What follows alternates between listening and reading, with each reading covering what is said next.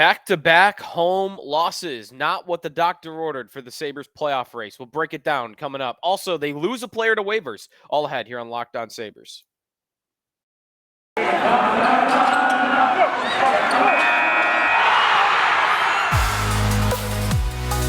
You're Locked On Sabres, your daily podcast on the Buffalo Sabres. Part of the Locked On Podcast Network, your team every day.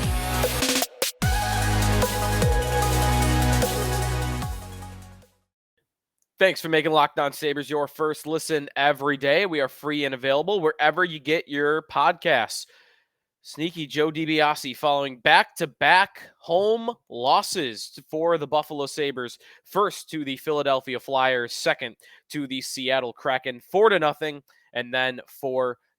The Sabres allow 3+ goals for the 30th time in 39 games played. We'll talk about why so many goals are going in. I've got my Explain Yourself segment coming up in the second segment, Goat Head of the Night, Sail Across the Atlantic, and all of that good stuff up ahead here on not the best day to be talking about Sabres hockey. Deflating, to say the least, after a hot stretch that had Buffalo back in the playoff race and had a look at 2 points back had they won those two games. They are now 6 points back, but more on that a little bit later on. At Sneaky Joe Sports, if you want to follow me on Twitter, the podcast account is at Locked On Sabres. Always got some juicy Twitter polls up there. And then the YouTube channel is Locked On Sabres. Just search the Locked On Sabres tag on YouTube and it'll come right up.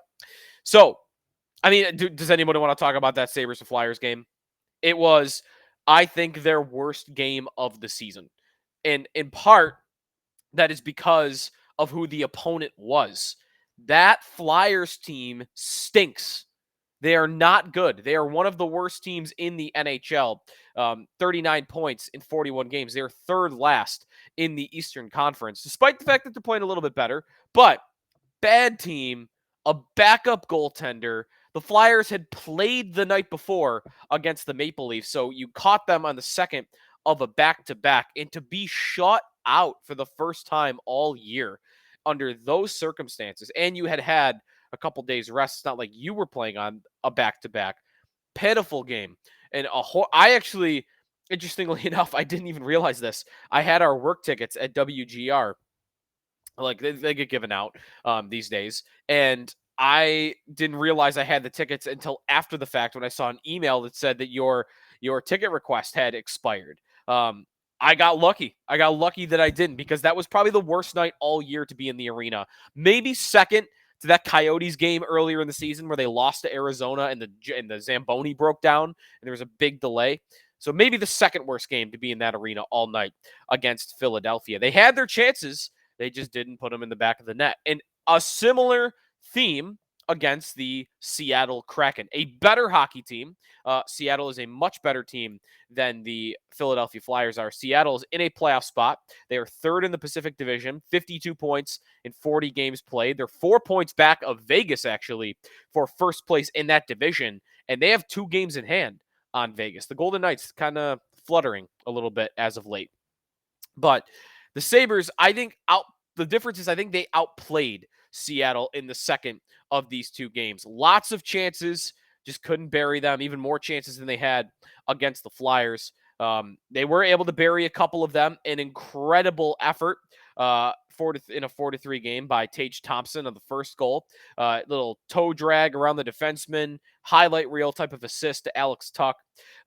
And it seemed like the Sabres were doing well. They were outplaying the Kraken. They scored the first goal. They scored the second goal to make it 2-1. A couple different points, it felt like that was the Sabres game. That, they'll put this away. They'll get their 4 or 5 goals, and they will put this away. But power plays not working out. Skinner hitting a post at one point, and then Thompson takes a one-timer on the rebound, and it hits a defenseman. It's like, right there, you might have thought, okay, this game, they're not destined to win this game. Look how unlucky they are starting to get. And in that game, the Sabres had 4 power play opportunities, only 1 power play goal. That let them down a little bit. 35 shots on goal compared to Seattle's 22. Again, They played well, but Philip Grubauer stood tall, had a really strong game. There was that one cross the ice power play chance with Skinner to Cousins where he squeezes the pads together and stops what should have been probably a goal by Cousins. He stops a breakaway on Vinny Hinostroza. Just a great effort by Philip Grubauer. I was stunned he wasn't one of the 3 stars. It went Matty Beniers, Justin Schultz, Jordan Eberle. I thought that Grubauer deserved to be one of those guys. And the Kraken may be on their way to making the playoffs before the Sabres do. Just twist the knife a little bit more. Why don't you? But again, you cannot lose to Philadelphia. Losing to Seattle in a game where you outplayed them, that would be stomachable. But you can't do it after you lost to Philadelphia on the second of a back-to-back. So it's a bad stretch by the Sabres, and they blew an opportunity to get closer, very close in the standings. We'll get to that a little bit later on. Our goat head of the night for Sabres and Kraken. And I'm going to say the same thing for Sabres and Flyers. Alex Tuch. Alex Tuch scores 2 goals, including one that was very late after the game was mostly over.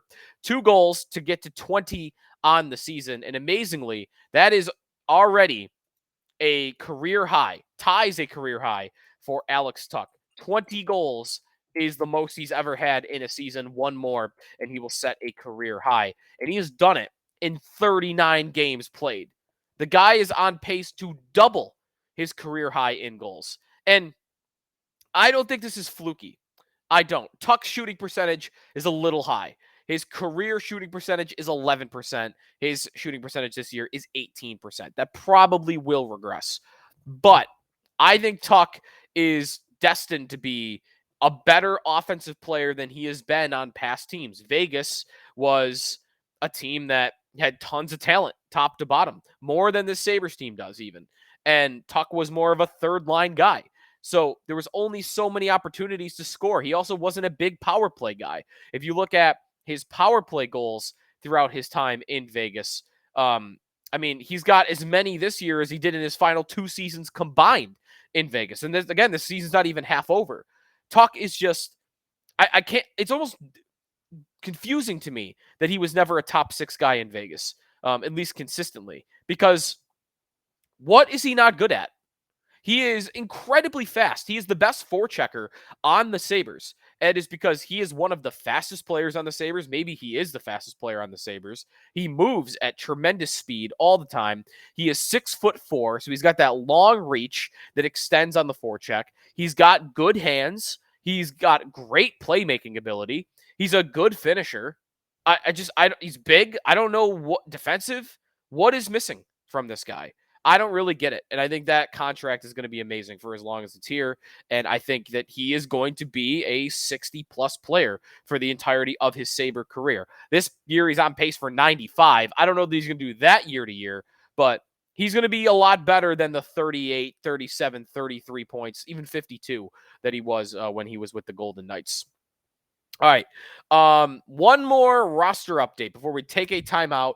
Get to my Explain Yourself segment where I go through my tweets from the Sabres game against the Kraken, and then we'll take a sail across the Atlantic, look around the conference, and also what it's looking like in the playoff race. That's all ahead. But first, some news that the Sabres have lost Casey Fitzgerald to waivers. The Sabres waived defenseman Casey Fitzgerald on Wednesday in order to create space for Henri Jokiharju, who's back from injury. Thought Jokiharju looked really strong in that game against against Seattle.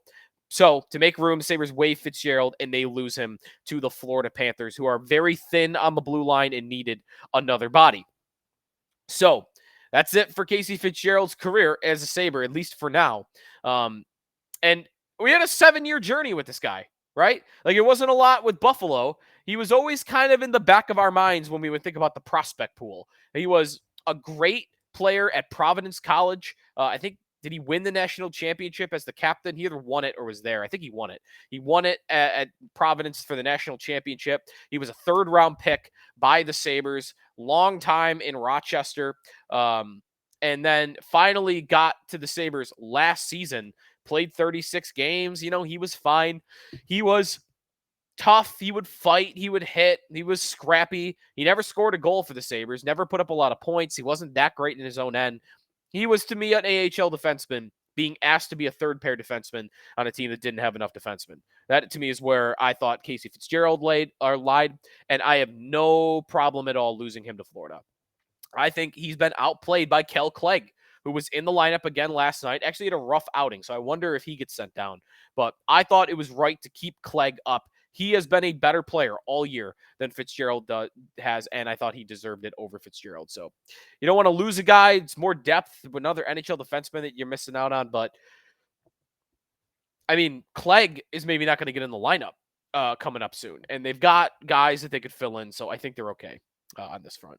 All right, when we come back, explain yourself, and then our sail across the Atlantic ahead here on the Locked On Sabres podcast. We are brought to you by betonline.net. I love me some betonline.net. I create content for betonline.net all the time. Go to the props bet page of the NHL player futures. That's my favorite. Right now, they have got Hart Trophy updated odds up there. And looky here, Tage Thompson continues to skyrocket on that list. Thompson plus 2,200. That is the sixth best odds. Thompson has better MVP odds than Austin Matthews, Leon Draisaitl, Sidney Crosby, Kirill Kaprizov, Mikko Rantanen, and the list goes on and on and on. Check them out. Look at all the latest game odds for the Sabres or for the NFL playoffs. You've got NBA basketball. You've got soccer kicking back up across domestic leagues around the world. And if you love sports podcasts, you can find those as well at BetOnline. They're always the fastest and easiest way to get your betting information. Head to their website today or use your mobile device to learn more. BetOnline, where the game starts.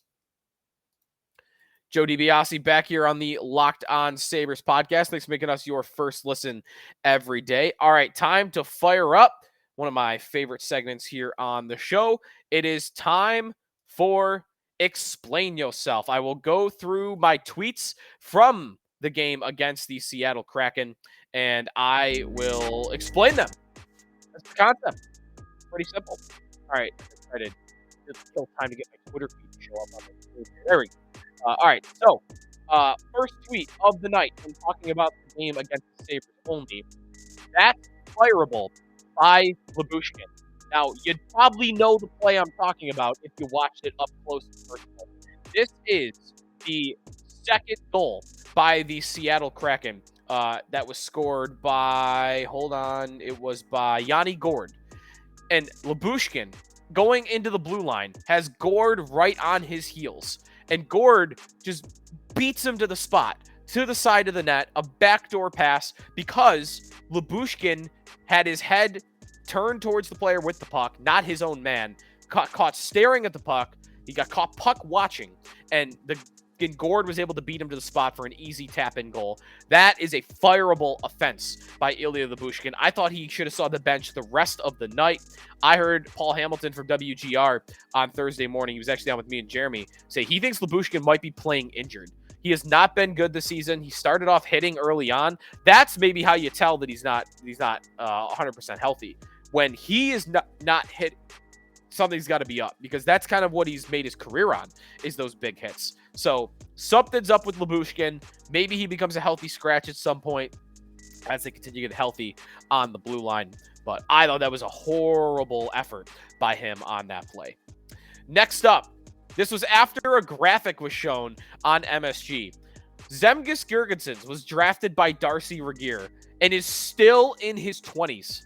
How? I'll ask again.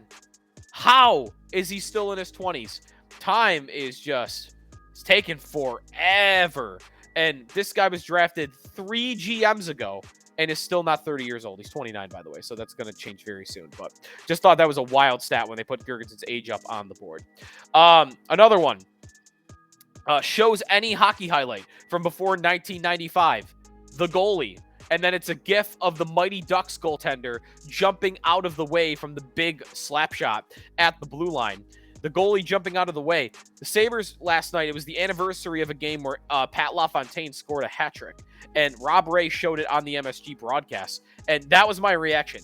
I can't watch hockey highlights from before 1995. because the goaltending is so bad.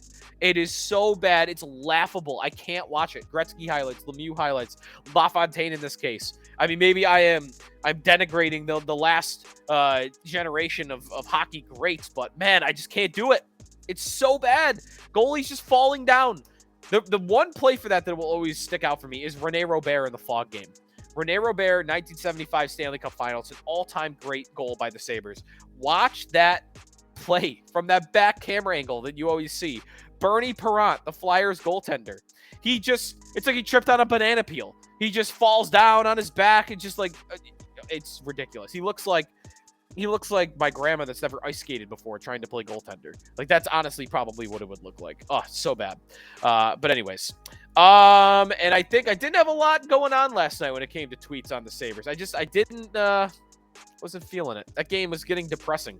Once they got down 2 goals, third period, guys were kind of pushing back and forth. Wasn't loving it. I did actually have 2 other thoughts.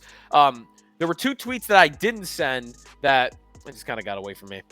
One, Casey Mittelstadt has looked legitimately good in the last couple of weeks. Casey Mittelstadt looks fast as hell. He looks like the fastest player out there for the Sabres. He is carrying the puck well. He is shooting with purpose. He is creating chances. He's putting up assists, 23 points in 39 games, so he's getting some offensive numbers as well. And a lot of his numbers the last 2 weeks, I mentioned a couple weeks ago, all his production was on the power play. That is starting to change. It's starting to go back to 5-on-5. So I've been very impressed with Mittelstadt, and I guess you could argue this is the time to sell high on him. I like him. I think I've liked his play a lot in the past couple of weeks. One other thing, in terms of Jack Quinn and JJ Peterka being healthy scratched on Wednesday night against the Seattle Kraken, I get it. I'm not panicking. They've been bad for a couple of weeks now. Quinn, 9 games without a point. 14 games without a goal. He has not scored since San Jose. Was that over a month ago? But 14 goals without a goal for Quinn. 9 games without a goal for Peterka. 5 games without a point for Peterka. I didn't think it was that outrageous. You sit him in the press box, let him grab a couple pops, relax, enjoy the game, watch it, and figure some things out. You come back stronger on Thursday night. I just hope this is not a trend. I don't want these guys being healthy scratched every night. And in fact, Vinny Hinostroza and Rasmus Asplund that went in for these 2, I did not think they played well at all, playing with Dylan Cousins. Cousins has got to have some offensive talent on his line. Quinn and Peterka are the 2 that you want there. I know they've been playing well as of late, but you got to get them going. Quick trip to the press box, back on the ice, little fire and light under their butts, and hopefully it works. All right, we'll take another timeout here. When we come back, we'll take a sail across the Atlantic. Look across the Atlantic Division, and also the playoff race as a whole in the Eastern Conference. That is coming up here on the Locked On Sabres podcast. We are brought to you by Athletic Greens. I like the little drops right in my water. You can also go for the shakes. They taste great. 75 high-quality vitamins, minerals, whole food source superfoods, probiotics, and adaptogens with 1 delicious scoop of AG1 to start your day right. The special blend of ingredients supports your gut health, your nervous system, your immune system, your energy recovery, focus, aging, all the things. It is, again, tastes great, the shakes, or if you don't even want to notice it, 1 drop in your water is all you need. You'll never even notice that it's there, and it costs less than $3 a day. Contains less than 1 gram of sugar, no GMOs, no nasty chemicals, or artificial anything. AG1 is a small micro habit with big benefits. It's one thing you can do every single day to take great care of yourself. And your subscription comes with a year's supply of vitamin D. Again, to make it easy, Athletic Greens is going to make it easy for you, a free 1-year supply of immune-supporting vitamin D and 5 free travel packs with your first purchase. All you got to do is visit athleticgreens.com/NHL Network. Again, that is athleticgreens.com/NHL Network to support your health and take ownership over your health as well. Pick up the ultimate daily nutritional insurance. Joe DiBiase back here on the Locked On Sabres podcast. All right, let's take a sail across the Atlantic Division. And it was not necessarily the best night for the Sabres, but they did get a little bit of help on the out-of-town scoreboard. So I had been pondering whether the Devils might collapse and open up a playoff spot for the Sabres. That is starting to not happen. They've won a couple of games in a row. They beat the Hurricanes 5-3 on Wednesday night. Other games from Wednesday. Pittsburgh. We needed this one. a West Coast opponent, the Vancouver Canucks in Pittsburgh. Pittsburgh's able to pull it out 5-4. Former Sabre Dustin Tokarski gets the win. Only 18 saves. Somehow, how did that happen? Dustin Tokarski, 18 saves on 22 shots, but okay, fine. Actually, no, excuse me. He didn't play the whole game. 947 save percentage. He was the game's third star. Pittsburgh shoots back into that playoff spot. The Islanders, the other team the Sabres are trying to track down, they lose 2-1 in a shootout, so they do get the loser point. So, and then Florida at night, they win at Colorado. So a 5-4 win. You had three of the teams that are right around you playing West Coast opponents, and 5 out of 6 points if you combine the three. Not great. And as it stands today, the standings don't look as good as they have in past days. Right now, the Sabres, 42 points in 39 games. That is fourth in the wild card race. They got to be in the top 2. Third is the New York Islanders. They have 47 points in 42 games. So 5 points up on the Sabres with 3 more games played. Okay, not bad. Sabres still only 5 points back, and they have a possible 6 to make up on them before they're even on games. The problem is now, Pittsburgh is the second place team in the wild card. They have 48 points. That is 6 points better than the Sabres, and they have only 1 more game played. So the Sabres can get within 4 of Pittsburgh if they win that game in hand, but they've got some work to do to track down the Penguins, and it looks more and more like Pittsburgh is going to be the team that you got to wrestle that final playoff spot away from, not the Islanders. Florida also coming from behind. Florida now tied with the Sabres in points with 42, although they have played 3 more games than the Sabres, so games in hand should help the Sabres out in that regard. And when it comes to games upcoming for some of these teams, nobody is playing. I keep getting. Have I been getting the day wrong this whole episode? I really have been, haven't I? Sabres and Kraken played on Tuesday. All these games just happened on Tuesday. Today is Wednesday. Huge apologies for that. Anyways, none of these teams that the Sabres are tracking down play on Wednesday. Thursday is when you'll see a couple of them back in action. The Islanders face the Minnesota Wild at home, 7:30 on Thursday night. The Panthers are at the Vegas Golden Knights for a 10 o'clock puck drop on Thursday. And I don't believe the Penguins are in action until Friday. Yeah, Friday hosting the Winnipeg Jets is their next game. So go Western Conference in these next couple of days as the Sabres are now 6 points back of a playoff spot. And next up for the Buffalo Sabres, a meeting with a West Coast team, the Winnipeg Jets, Thursday. That is tomorrow. Again, Jesus. Thursday against the Winnipeg Jets. The Jets are a good team, so we'll talk more about that game next time here on the Locked On Sabres podcast. Thanks, everybody, for making us your first listen every day. We'll talk to you next time.